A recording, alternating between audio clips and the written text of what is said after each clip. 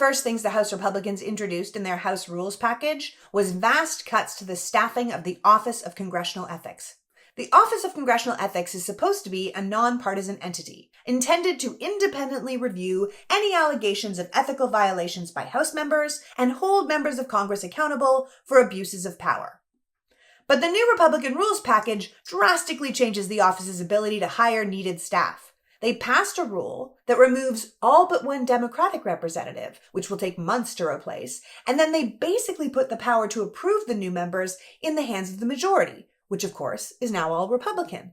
They basically neutered the entire committee, removing their ability to do their work like looking into congressional malpractice, malfeasance, criminality. Kevin McCarthy just spent a good part of the first week as Speaker slandering everyone from Adam Schiff to Eric Swalwell, saying that if we could see what he's seen, we wouldn't want them anywhere near our government.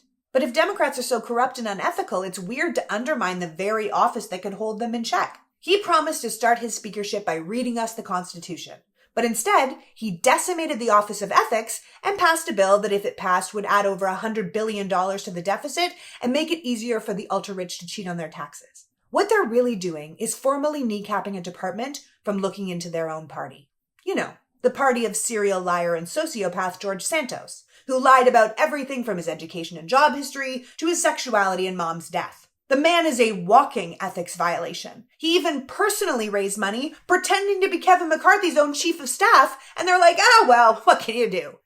Well, you could refuse to seat him. You could recall him. You could investigate him for ethics violations and remove him, but you won't. You won't because you don't care about ethics violations. You don't care about criminality. You don't care if your members are liars and cheats and insider traders. Republican Congressman Ryan Zinke was just talking on the House floor about nefarious political actors using the power of the federal government to advance their own political agenda.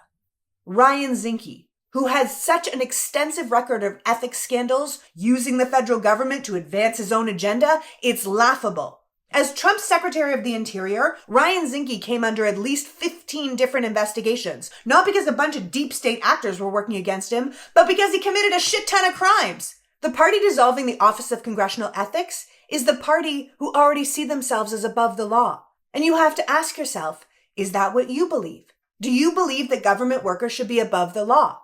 Congress members already have no job requirements other than being 25 years old. No education requirement, no job experience required, and we already know they can cheat on their taxes and lie in their CV, and there's nothing we can do about it. There's no HR, they have no boss beyond the American people, and if they live in a gerrymandered district, they don't even answer to them. And now they're going to have no ethics requirements either. If that's okay with you, keep scrolling. If it's not, keep voting, because this should make you incredibly angry.